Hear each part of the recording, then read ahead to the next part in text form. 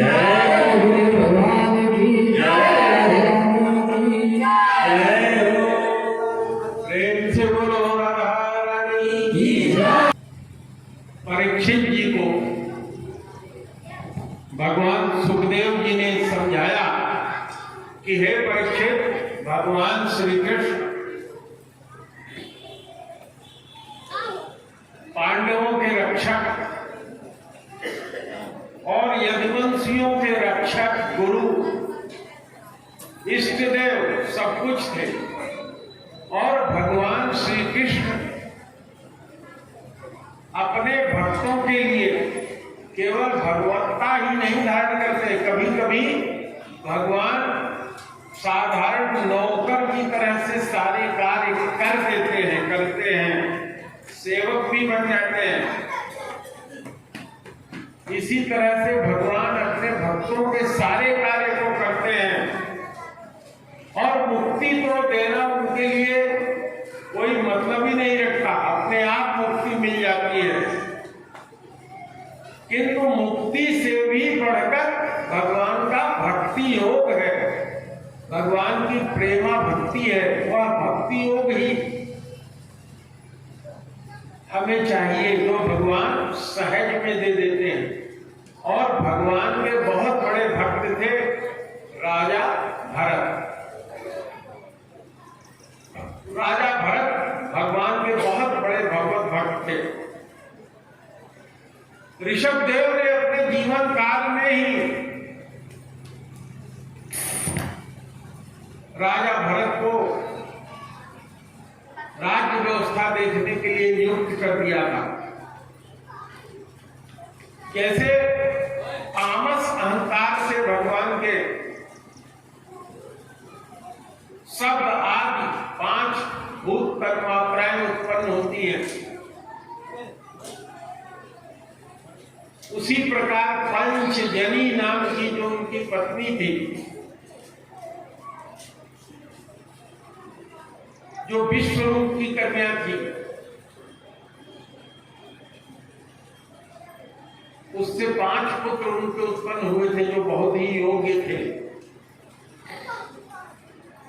महाराज भरत के बारे में कहा जाता है कि बहुतज्ञ, बहुज्ञ, माने बहुत सी चीजों के ज्ञाता थे। 2 शब्द आता है, अज्ञ और ज्ञ। अज्ञ कहते हैं जो अज्ञानी होता है, जिसको कोई ज्ञान नहीं होता, और ज्ञ खाली कह देते हैं ज्ञानी के लिए। और बहुज्ञ कहते हैं जो बहुत सा ज्ञान रखता हो।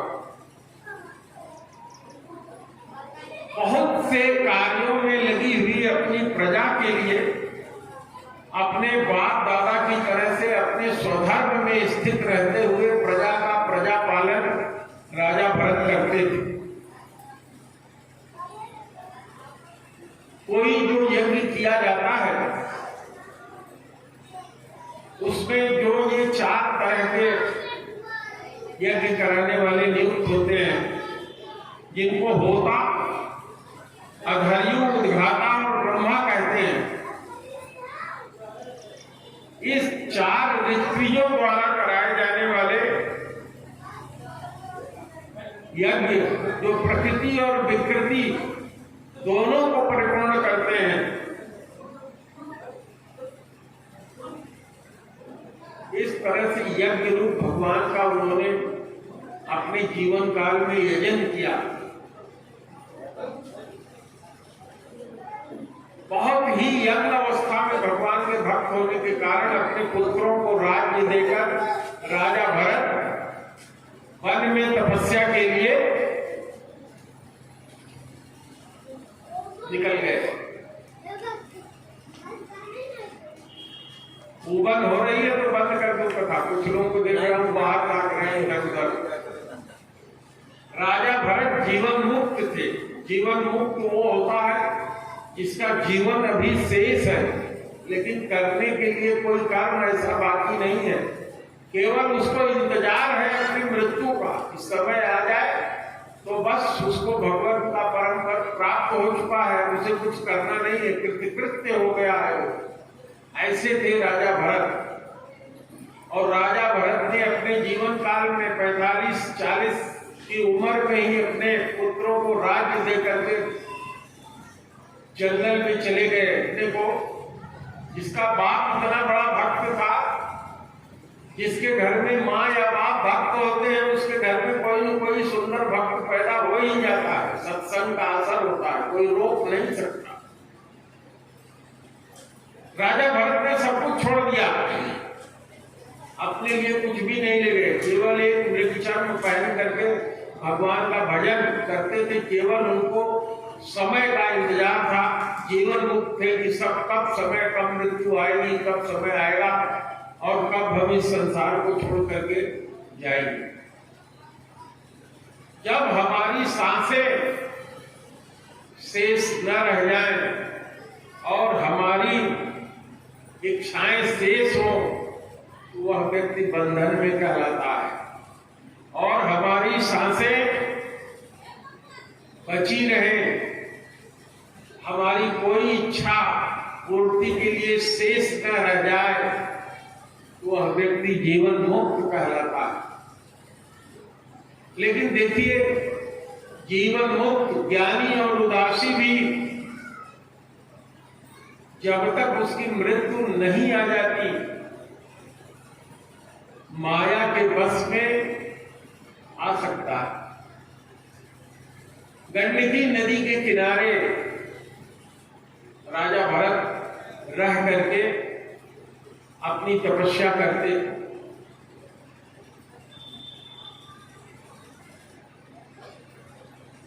एक दिन नदी में स्नान के लिए गए हुए थे और उन्होंने देखा कि हिरणों का झुंड पानी पी रहा है और उसी समय एक शेर दहाड़ते हुए उधर झपटा। एक हिरनी जो गर्भिणी थी, उसका गर्भ पूरा हो गया था, अपनी जान बचाने के लिए पानी में छलांग लगा करके जैसे ही भागती है, उसका बच्चा वहीं पैदा हो जाता है, पानी में गिर जाता है और बहते हुए जाता है।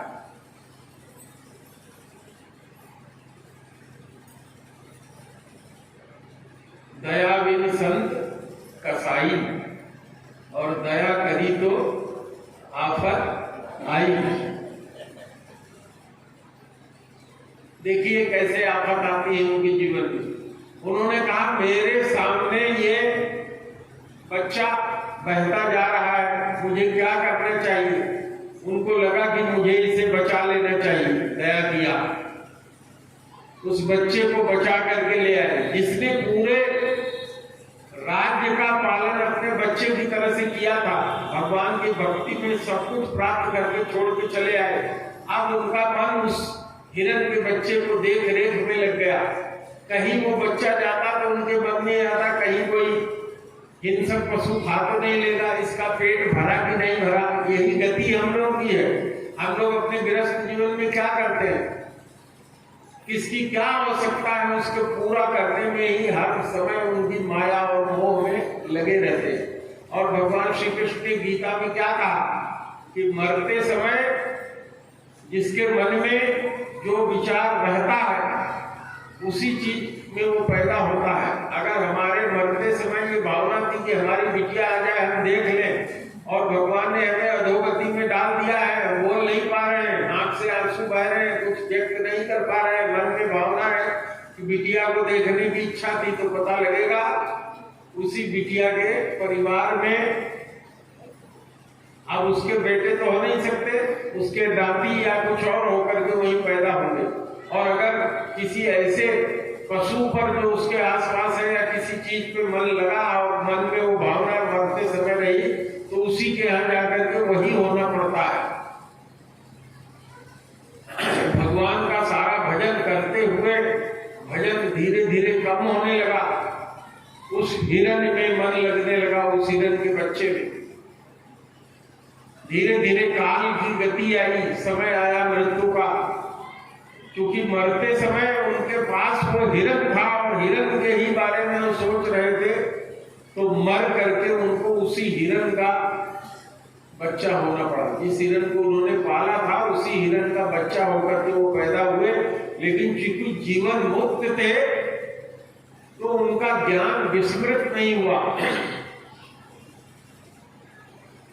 हिरण के बच्चे के रूप में, उसी हिरण के बच्चे के रूप में पैदा हुए। उनको ज्ञान था कि ये वही हिरण है जिसको मैंने पाला था और मरते समय मेरा ध्यान इसी में लगा रहा, इसलिए मैं इसका बच्चा होकर के आया हूँ। अपने जीवन के प्रति, हिरण के जीवन के प्रति उनको कोई उत्साह नहीं था। किसी तरह से सूखा घास खा लेते थे या नहीं खाते थे और उसी गंडकी नदी में आधा डूब करके अपने शरीर को रखते थे, डुबाए रखते थे ताकि जल्दी से मृत्यु आ जाए। कोई ऐसा कार्य हिरण होने पर उन्होंने नहीं किया जिससे फिर कोई दुर्गति मिले। मृत्यु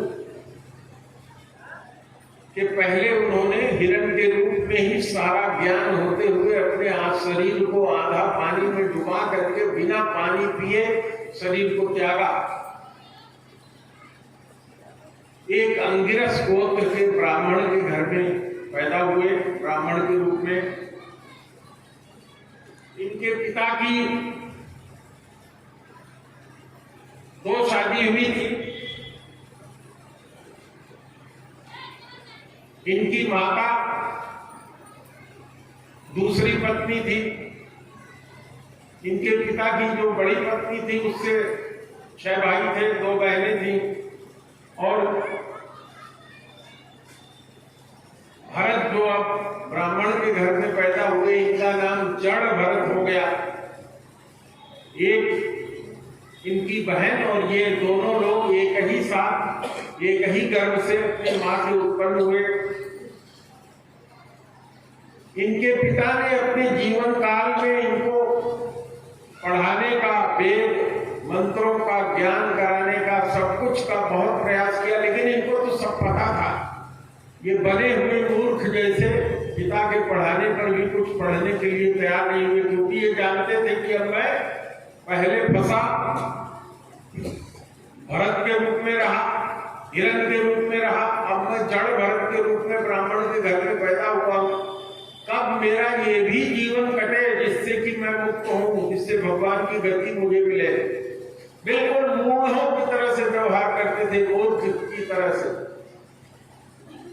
जब उनके पिता की मृत्यु हुई तो इनकी माता छोटी थी, लेकिन इनकी बड़ी माता ने कहा कि तुम पिता के साथ सती हो जाओ। इनकी मां सती हो गई पिता के साथ। इनके भाइयों ने, भौजाइयों ने, ये पढ़े लिखे थे नहीं, खेत की रखवाली के लिए, मोटा पतला काम करने के लिए, घर का जूठा अन्न दे करके खाने के लिए जो कुछ भी मिल जाता था ये जानते थे। न तो किसी से कोई अपेक्षा करते थे, न किसी की उपेक्षा करते थे। केवल इनको इंतजार था उस समय का कि समय मेरा इसमें भी पूर्ण हो जाए, मेरी तपस्या पूर्ण हो। ज्ञान तो इनको सब था ही, इसलिए जड़ के रूप में रहते थे। बस्ती में नहीं रहते थे, बस्ती से दूर जहां खेतों में इनके भाई रख देते थे वहां पड़े रहते थे। भगवान का भजन मन ही मन किया करते थे। एक दिन वहां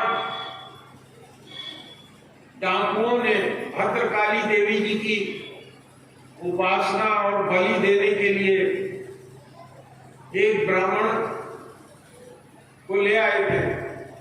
बलि के दिन अमावस्या की रात वो कहीं भाग गया जो बलि ले आए थे। अब वो डकैत सोचने लगी कि हम लोगों का कार्य तो सब व्यर्थ हुआ, जल्दी खोजो, बलि देना है। जंगल में ही ये पड़े हुए थे, इनको देखा, इनका हाथ पैर सब ठीक था। बलि उसी की दी जा सकती है जिसके हाथ पैर नाक आंख सब बरकरार हो, जिसके कुछ कम होता है उसकी बलि नहीं होती। पकड़ करके ले आए। जिस बेदी पर बलि देना था उसके दोनों तरफ इनका हाथ बांध दिया और इनसे कहा कि ऐसे गर्दन रखो उस पे जिससे कि तलवार से काटा जा सके। भद्रकाली देवी जी की बलि दी जा सके। देवी जी ने देखा कि ये तो भगवान के बहुत बड़े भक्त का गला काट के सब मुझे देने जा रहे हैं। बहुत नाराज हुई, मूर्ति में से प्रकट होकर के उन्होंने वही तलवार छीन करके सारे डाकुओं को मार दिया, इनका बंधन काट करके इनको मुक्त कर दिया।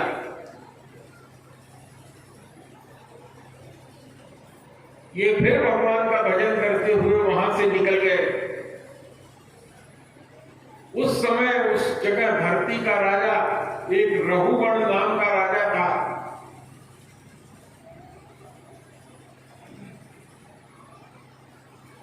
जो भगवान कपिल देव के आश्रम, जहां उनका आश्रम है कपिल मुनि का, सागर के तीर पर किनारे बंगाल और वर्तमान उड़ीसा का जो बॉर्डर है, आज भी जहां लोग जाते हैं स्नान के लिए, खिचड़ी के समय जाते हैं ना, वहीं वो जा रहा था। एक पालकी में बैठ करके जा रहा था। पालकी ढोने वाले कहारों में एक कहार बीमार पड़ा। कहारों का जो मुखिया था उसने कहा, राजन अब पालकी ले चलना संभव नहीं है, क्योंकि एक कहार बीमार हो गया है, एक व्यक्ति की व्यवस्था किया जाए। उन्होंने कहा, अपने साथ जो उनके लोग चल रहे थे उनसे कहा कि जाओ इधर उधर देखो, कोई स्वस्थ व्यक्ति मिल जाए उसे पकड़ ले आओ। लोग गए, बहुत नजदीक ही जड़ भरत मिल गए और मोटे ताजे थे, नहाते भी नहीं थे। ये जनेऊ भी इनका जो था बिल्कुल कीचड़ में सन करके वो हो गया था। जड़ वृत्ति में ये भगवान का भजन अंदर ही अंदर करते हो रहते थे। जो कोई जो कुछ कह देता था, किसी का न विरोध करते थे, न किसी से अपेक्षा करते थे, न किसी की उपेक्षा करते थे। राजा के सरदारों ने कहा, आ गए, उठाने ही नहीं किया, ले गए। कहा ये पालकी उठा, पालकी उठा लिया उन्होंने। जब राजा की पालकी उठाकर जड़ भरत चलते थे तो एक बाण की दूरी, मैंने लगभग 1.5 मीटर दूर देखते रहते थे कि कोई चींटी चींटा, कोई जीव तो नहीं है जिसपे मेरा पैर पड़ जाए, और बचा करके चलते थे। उस बचाने में कभी कभी कूदना भी पड़ता था, उछल जाते थे, जिससे पालकी टेढ़ी हो जाती थी। राजा रघुगण जो उसमें बैठा हुआ था उसने कहा, अरे कहारो, क्या तुम लोग दंड चाहते हो? पालकी तुम ठीक से नहीं ढो रहे हो। पालकी का ढोने वाला जो मुखिया था उसने कहा, महाराज की जय हो, हम लोग इसके दोषी नहीं है। आपके आदमियों ने जो ये नया कहार लगाया है, इसके कुछ तालमेल नहीं है, ये अपने ढंग से उचकते हुए चलता है, जिसके कारण ये पालकी टेढ़ी हो जाती है। महाराज हम लोगों को दंड न दे, अगर दंड देना है तो इसी को दंड दे।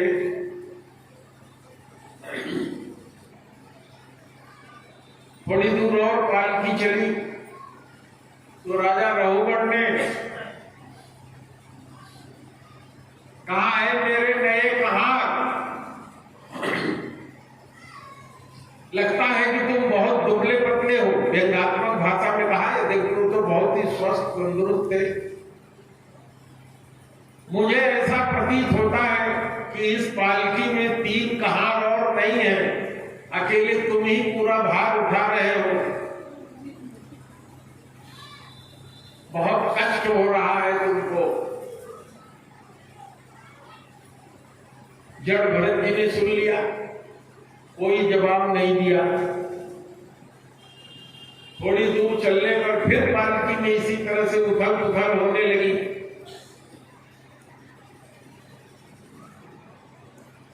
रघुगण ने कहा, ऐ कहार, तू मुझे जानता नहीं, मैं दंड पाणी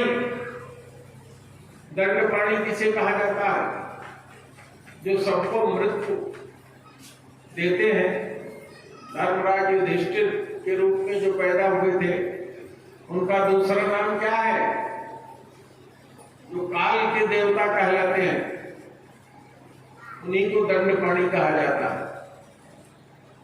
जो मृत्यु के देवता है यमराज। कहा जब राजाओं को यमदंड इसीलिए दिया जाता है कि वो दुष्टों को ठीक कर सके। है कहा अगर कुछ सीधे से नहीं चलता तो मैं दंड देना भी जानता हूं, तुझे दंड दे करके मैं ठीक कर दूंगा।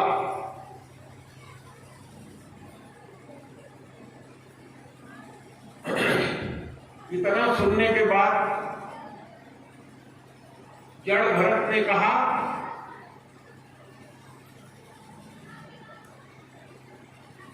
कि यह पालकी में जो तू बैठा है और जो मेरा यह शरीर है, ये दोनों मिट्टी के बने हुए हैं, दोनों मिट्टी ही है। तू मारेगा तो मुझे क्या मारेगा? मिट्टी के ऊपर ही तो पड़ेगी, इससे मेरे को क्या फर्क पड़ता है? मैं अपनी आत्मा में आत्मनिष्ठ हूं, तुझे जो करना है हे राजन तू कर। पहले तो तू दंडपाणी नहीं है, तू तो दंडपाणी नहीं है। जिस दंडपाणी की तू बात करता है, इसके बारे में तो तू जानता भी नहीं है। लेकिन फिर भी राजा होने के नाते यदि तेरे को राजा होने का अभिमान है तो तू जो चाहे कर सकता है तो तू निरा मूर्ख, लेकिन बात विद्वानों जैसी तू करता है। नीति शास्त्र, योग शास्त्र, धर्म शास्त्र की इन बातों को सुन करके राजा रघुगण चौंक उठा। उसने कहावत से कहा पालकी रोको। पालकी जैसे नीचे नहीं हुई उसके पहले ही वो कूद करके आ गया बाहर। उसने कहा अरे तू कौन है? तुम बातें शास्त्र की कर रहे हो, भगवान बृहस्पति या जिनके पास मैं ज्ञान लेने के लिए जा रहा हूं, महाराज कपिल ही तो नहीं है आप। लेकिन मेरे प्रश्न का उत्तर दो। उस राजा ने कहा कि देखने से तो तुम ब्राह्मण प्रतीत होते हो, लेकिन क्या पात्र में, किसी पात्र में जिसमें चावल रख दिया जाता है और आग उस पात्र में लगा करके पात्र को गर्म किया जाता है, तो क्या चावल नहीं पक जाता? इसी तरह से मनुष्य की जो आत्मा है, जिसको तू कहता है कि ये मिट्टी की बनी हुई है, यह शरीर, मेरा भी शरीर मिट्टी का, तेरा भी शरीर मिट्टी का, भार को भार कैसे ढो सकता है? तो फिर जड़ भरत फिर हंसे। उन्होंने कहा मैंने पहले ही कहा कि तू दंडपाणी नहीं है, तुझे समझ नहीं है। भगवान सूक्ष्म आत्मा के रूप में जो निवास करते हैं वह यह शरीर नहीं है। मैं अपने आत्म तत्व में निमग्न रहता हूं। जो तू दंड देगा या जो पात्र है उसको गर्म करने से इस आत्मा के ऊपर उसका प्रभाव नहीं पड़ता है। राजा लेट करके नतमस्तक हो गया। उसने कहा महाराज अब मुझे आप बताइए आप कौन है? निरुत्तर हो गया। जड़ भरत जी ने उसको अपना परिचय दिया और कहा मैं राजा भरत हूं। सब कुछ छोड़ देने के बाद केवल कुछ दिन मेरे लिए बचे थे। जो साधु है, जो जीवन मुक्त है, उसको भी अगर अभी जीवन बचा है तो इस माया का ही जो ये शरीर है, इसको समाप्त होने का जो समय बचा हुआ है इसमें उसे भी भूख लगेगी, इसमें उसको भी क्रोध आएगा, संसार में रहते हुए प्यास भी लगेगी, दूसरे के व्यवहार से व्यवहारजन्य दुख और सुख भी उत्पन्न होंगे।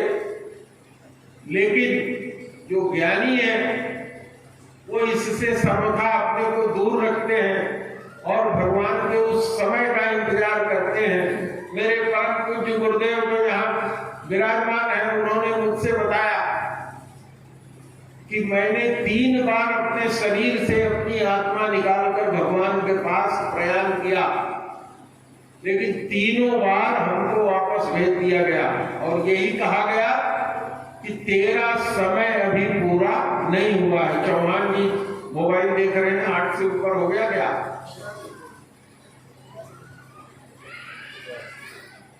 कल तो पंडित जी ने थोड़ा सा चैतन्य चूर्ण लिया था, जिसके कारण मैं थोड़ा कथा को बीच में ही छोड़ दिया था। तो यदि रुचि सुनने वाले की ना हो तो श्रोता के लिए ही तो मैं कथा कह रहा हूं, वक्ता को तो सब मालूम ही है। श्रोता वक्ता ज्ञान निधि कथा राम के गुण। बड़े भाग्य से पुण्य से अवसर मिलता है और आप लोग इतनी संख्या में आके यहाँ आकर के बैठ गए हो और बहुत ही सुंदर शाम का ठंडा मौसम हो गया है। दिन भर को आज बहुत अत्यधिक गर्मी रही, तो जो जीवन मुक्त हो गया है उसको भी जीवन, जब तक ये जीवन है तब तक रहना पड़ेगा और इसी में रह करके सबसे मुक्त रहना पड़ेगा। अगर जरा सा भी फंस गया, संग दोष हो गया, तो फिर से उसी में फंस जाने की बात बनी रहेगी। तो गुरुदेव ने मुझे बताया कि मुझे भेज दिया गया और कहा गया कि जा करके अपने समय का इंतजार करो, जब तुम्हारा समय पूरा हो जाएगा तभी मेरे पास आ सकते हो। यहाँ इस तरह से सीधे आने का कोई उपाय नहीं। इस तरह से समय पूर्ण होने पर तीसरे जन्म में राजा भरत, जो जड़ भरत के रूप में थे, उनकी मुक्ति हुई। तो प्रेम से बोलो श्री कृष्णचंद्र भगवान की जय, सुखदेव जी भगवान की जय, परीक्षित जी महाराज की जय, सूत जी महाराज की जय, सौनक जी महाराज की जय, आप जैसे श्रोताओं की जय। अगर ये लोग न होते तो आज ये ज्ञान, यह जो ज्ञान का मतलब वो ज्ञान नहीं है। ज्ञान का मतलब जितना आपके अंदर भक्ति आएगी उतना ज्ञान और वैराग्य अपने आप आ जाएगा। तो इसको ज्ञान यज्ञ कहा गया। भगवान ने कहा कि मैं इसी में अब निवास करूंगा, भगवान श्री कृष्ण ने इस धरती को छोड़ते हुए। तो यह ज्ञान का यज्ञ है जो चल रहा है और इसका जो मीठा फल है उसका रस हम आप सब लोग मिलकर पान कर रहे हैं। तो इस तरह से हम लोगों को भी अपनी मुक्ति का उपाय सोचना चाहिए। जिस तरह से परीक्षित जी ने सुखदेव जी से ये कथा सुन करके अपनी मुक्ति बनाई, इसीलिए इसको पंचम वेद निराला, ये जो आप इसकी प्रार्थना कहते हैं, तो इस प्रार्थना में देखिए वो सारी चीज आई हुई है। जब इस पुराण की आरती कहते हुए कहते हैं, वो क्या कहते हैं? आरत यदि पावन पुराण की, धर्म भक्ति विज्ञान खान की। ये धर्म रूपी भक्ति और विज्ञान का खान है। विज्ञान जो लोग गुरु जी के साथ रहे हैं उन्होंने जाना होगा, यह योग का एक शब्द है।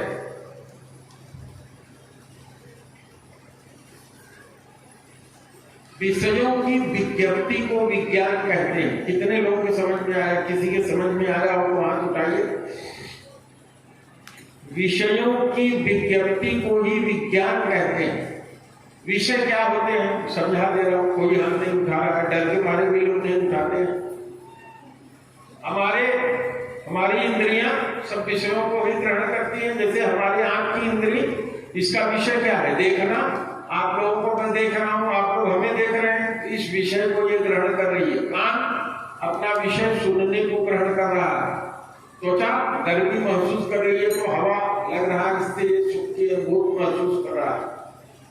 तो जब गर्मी की अनुभूति शरीर में हो रही है तो इसकी विज्ञप्ति कहाँ होती है? मस्तिष्क में होती है कि गर्मी है, गर्मी लग रही है, पंखा होता तो अच्छा होता।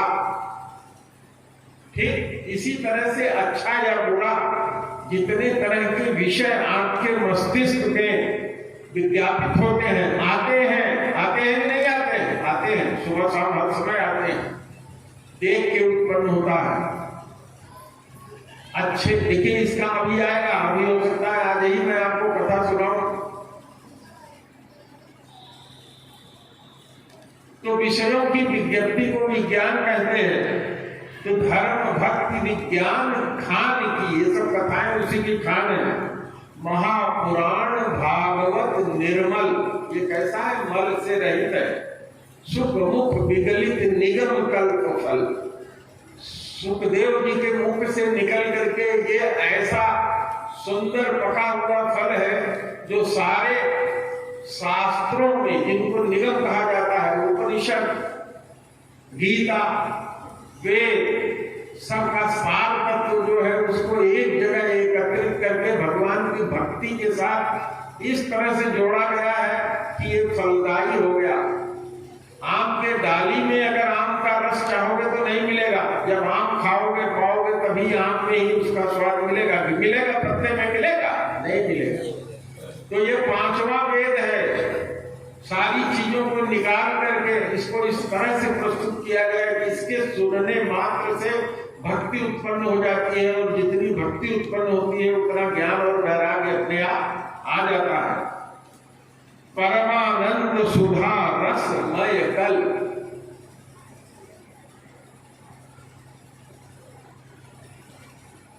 आनंद और परमानंद। परमानंद कौन है? भगवान की स्थिति होती है, सच्चिदानंद, जहां आनंद की कोई सीमा नहीं है। परम आनंद है, वह परमानंद है। सुधा माने अमृत है, रस से भरा हुआ है।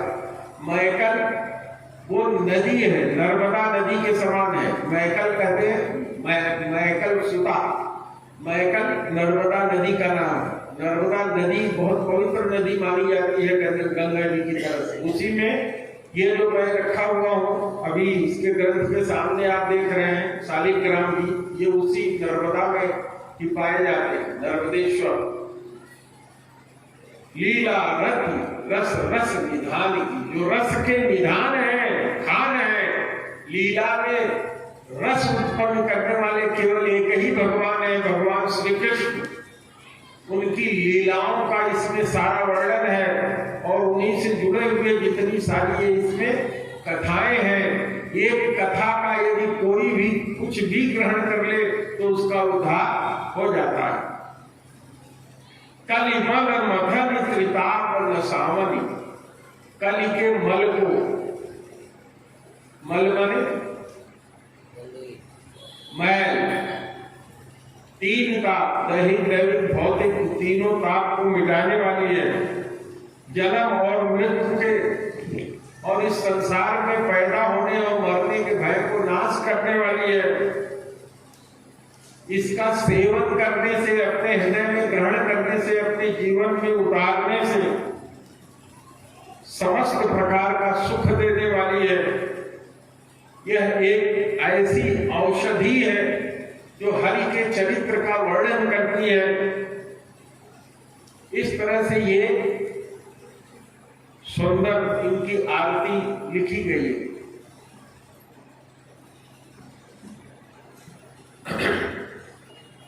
तो अब हम लोग इस कथा में आगे चलते हैं।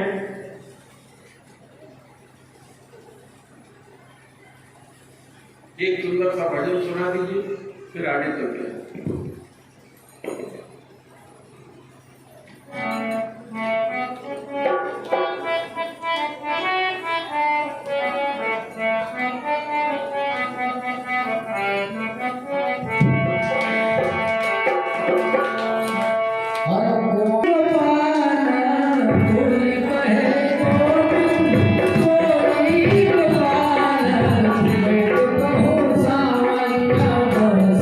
Hare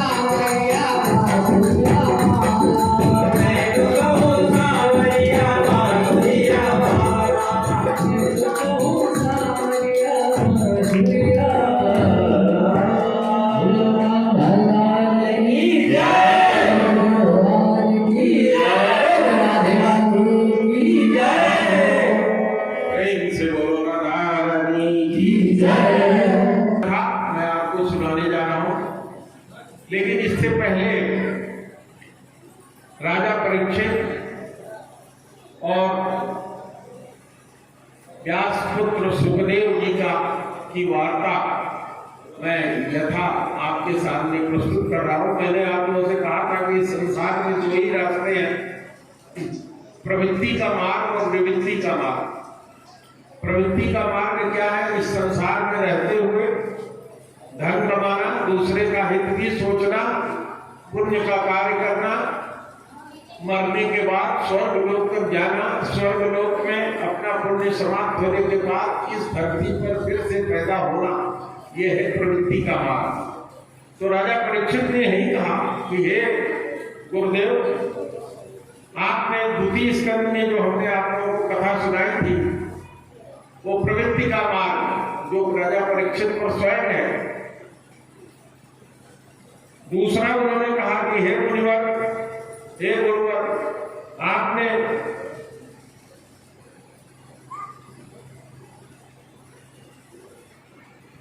निवृत्ति के मार्ग की भी कथा सुनाई, जिससे प्रवृत्ति और निवृत्ति दोनों मार्ग से स्वर्गलोक की प्राप्ति होना और फिर वापसी हो जाना। और कहा, हे गुरुवर, आपने ये भी बताया कि अधर्म करने से नाना प्रकार के नरकों की प्राप्ति होती है। अभी 5वें स्कंद की कथा हमने आपको सुनाई। अभी उत्तान पाद के वंश का वर्णन और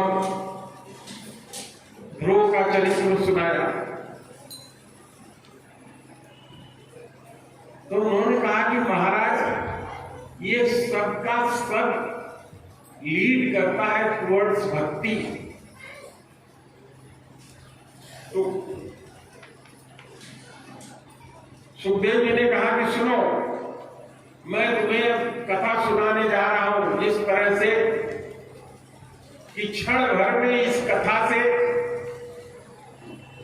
भगवान की भक्ति और भगवान की प्राप्ति हो जाती है।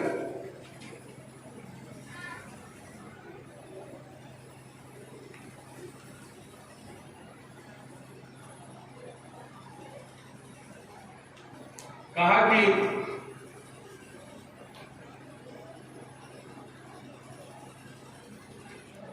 अजामिल एक ऋषि का पुत्र था। आज उनका जो जिला है आपके हरदोई के बगल में स्थित है, वहीं का वो निवासी था।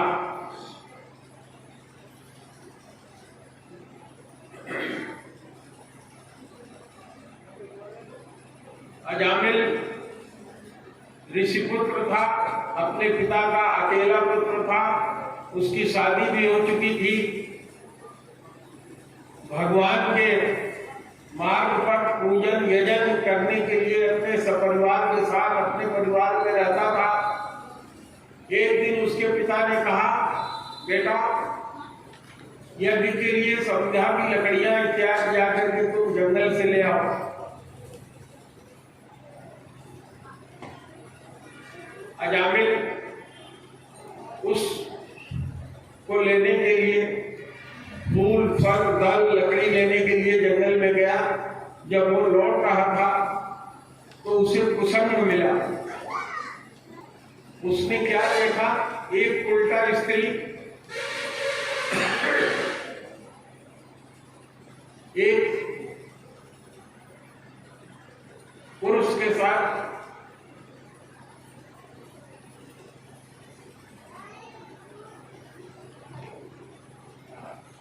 जंगल में नाना प्रकार के अंग राग लगाए हुए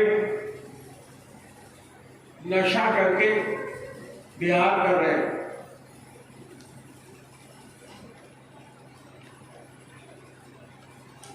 अजामिल ने इसको बहुत नजदीक से देखा।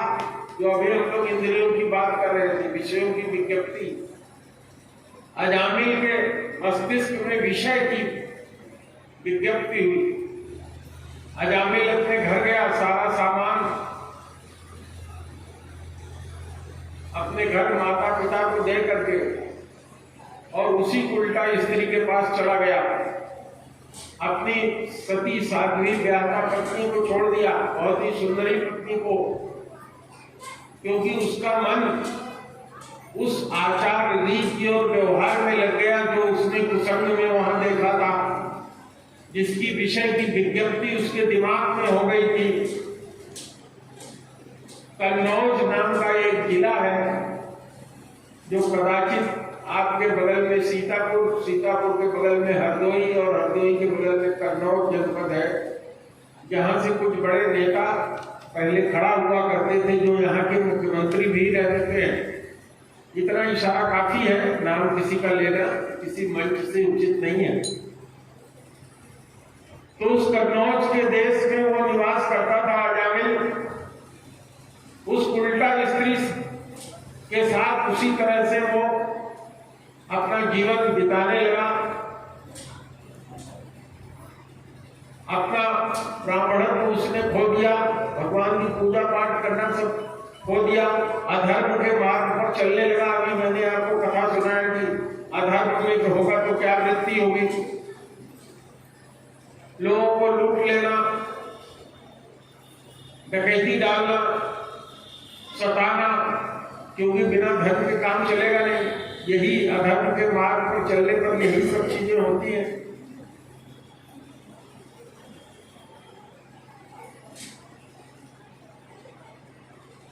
समय बीतता गया,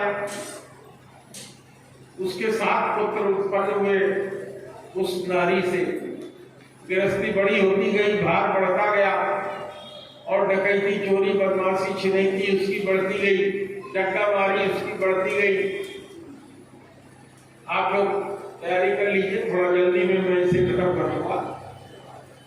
बाकी जो कुछ इसमें व्याख्या बची रहेगी कल की कथा की शुरुआत में कर लेंगे।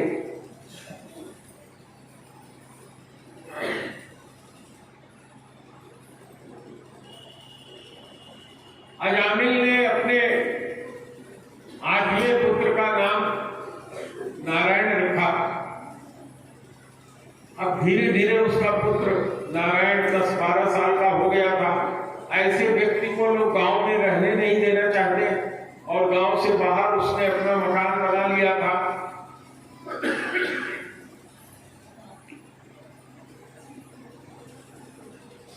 अट्ठासी साल की जबकि उसकी उम्र हुई तो काल उसके सर पे सवार हो गया। भगवान यमराज के 2 दूत उसका प्राण हरण करने के लिए आए,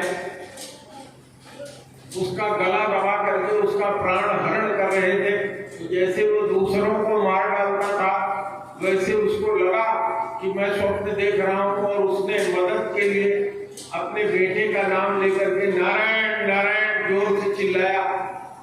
जैसे ही उसने नारायण नारायण जोर से आवाज लगाई, भगवान नारायण के पार्षद, बताया मैंने आपसे कि भगवान के यहाँ भक्ति मार्ग के 4 तरह की मुक्तियां होती हैं।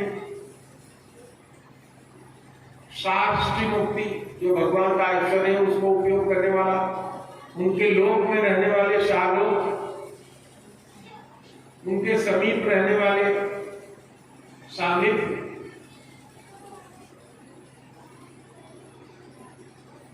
तो 4 तरह की मुक्तियों के जो लोग होते हैं उसी तरह से चतुर्भुज रूप में रहते हैं।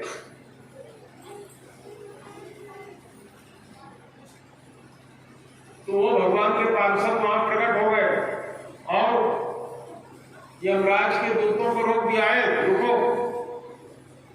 यमराज के दूतों ने कहा, तुम लोग कौन हो? देखने से तो भगवान विष्णु जैसे लग रहे हो, लेकिन मुझे क्यों रोक रहे हो?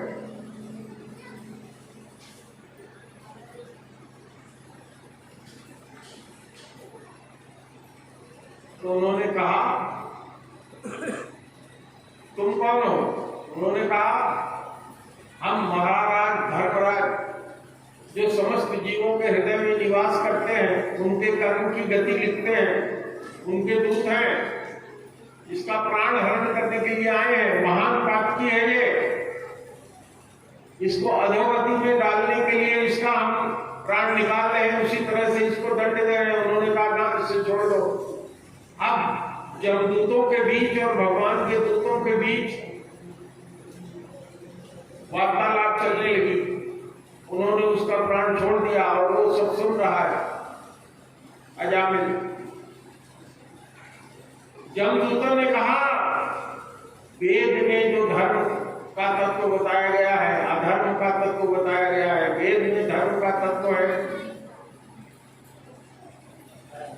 दूसरे की भलाई करने के लिए स्मार्ट और पूर्ण कर्म करके धर्म कमाना, दूसरे का भला करना, भगवान का भक्ति करना, पूजन करना, दूसरे का कल्याण करना, ये सब इसने छोड़ करके इसने अपने ब्राह्मण धर्म को भी छोड़ करके अत्यधिक निम्न वृत्ति में वेश्या के साथ में जीवन भर रहने लगा। इसने जीवन भर लोगों को लूटा है, मारा है, खाया है, कोई धर्म इसने नहीं किया। इस तरह से जितने उसने कर्म किए थे यमराज के दूतों ने सब वर्णन कर दिया। तो भगवान के पार्षदों ने कहा कि यमराज के दूत होकर अगर तुम लोगों को बात समझ में नहीं आ रही है कि क्यों हम लोगों ने रोक दिया, तो यह तो धर्म की सभा, धर्मराज कहलाते हैं, धर्म की सभा में अधर्म का कार्य हो रहा है।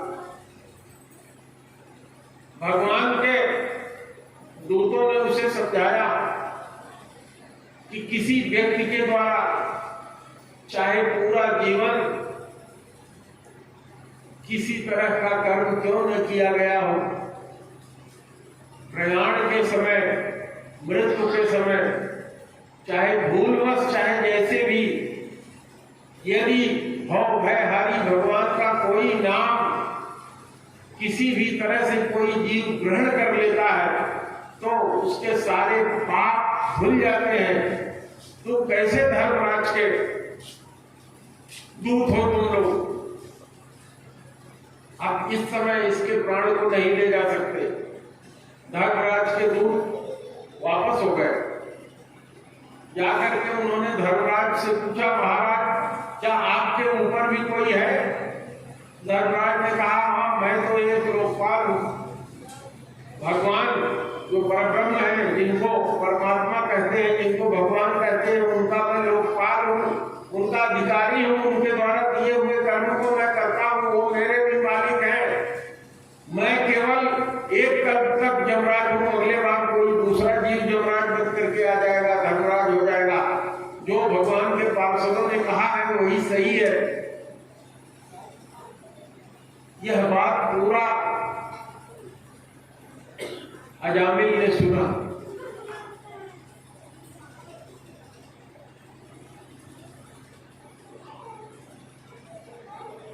गोस्वामी जी क्या लिखते हैं, जन्म जन्म मुनि जतन कराही, अंत राम कह आवत नाही। इसीलिए कहते हैं कि जैसे जैसे तेरी उम्र बढ़ती जा रही है, संसार से, मोह से अपने को निकाल करके भगवान में मन लगाओ, ताकि मरते समय मन उन्हीं में लगा रहे, संसार की किसी चीज में न लगा रहे।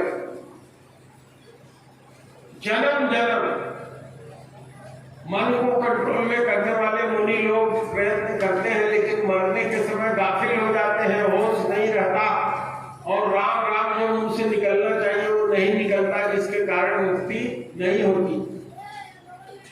तो इसने तो चाहे अनजाने में ही भगवान का नाम लिया है, लिया तो है, इसने सारा धर्म इसने पूरा किया है। यह सब बात वो सुन रहा था। जैसे उसको होश आया, सुबह उसने अपने पत्नी और बच्चों से कह करके कि मैं भगवान के भजन में जाऊंगा, वहां से छोड़ करके हरिद्वार चला गया। भगवान की भक्ति ने अपने मन को तल्लीन कर लिया और कुछ ही समय में भगवान के पार्षद पुनः आए और उसको अपने रथ पर बैठाकर भगवान विष्णु के लोक में ले गए।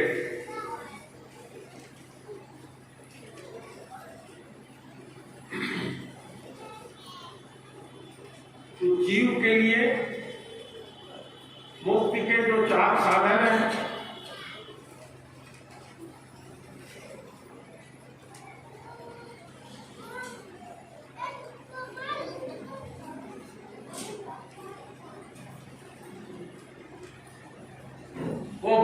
के नाम है 4 साधन जो मैंने आपसे चर्चा किया। भगवान का नाम, भगवान का गुण, भगवान की लीला, भगवान का धाम, ये 4 चीजें ऐसी हैं जिन पर अगर अपने मन को लगाए रखोगे या मन को उसमें लगाए रखोगे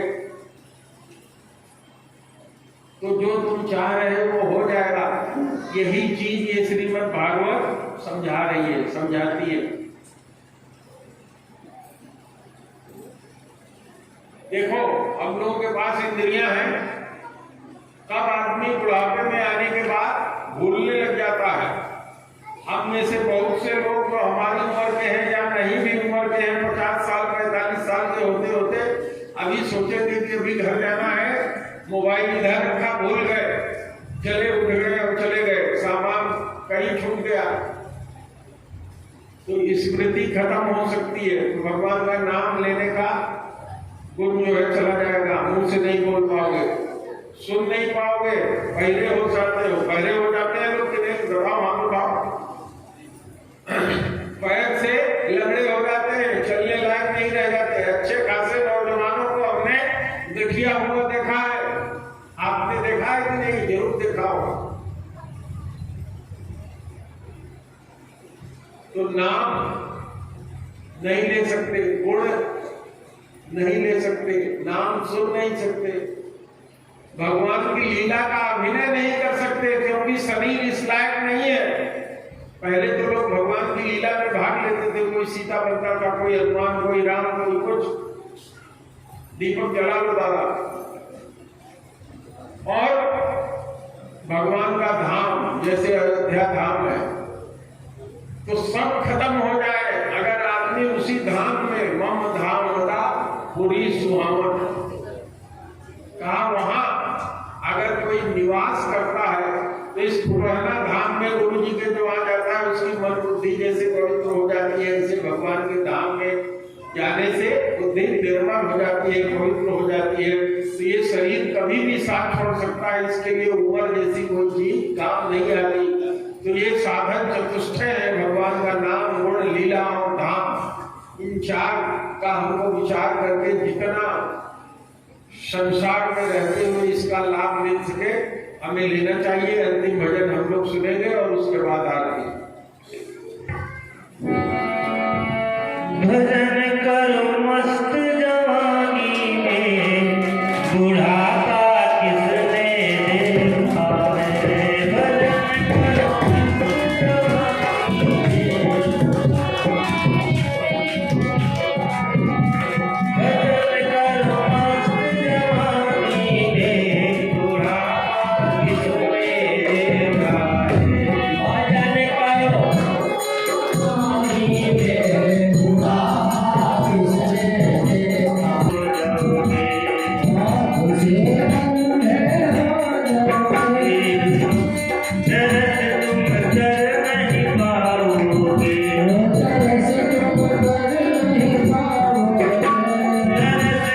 भजन करो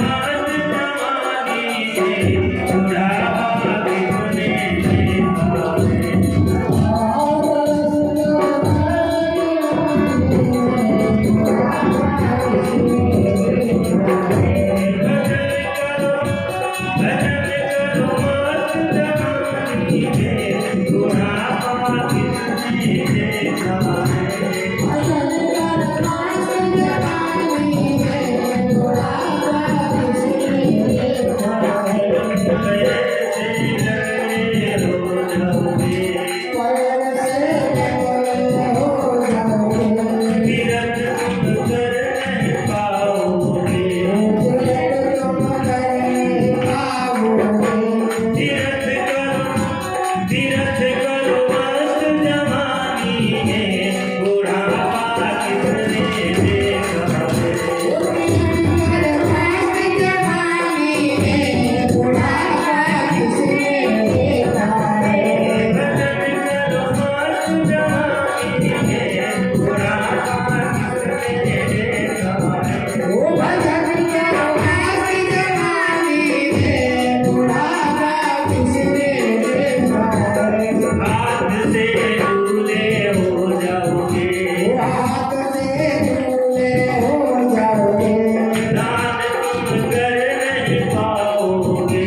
Hare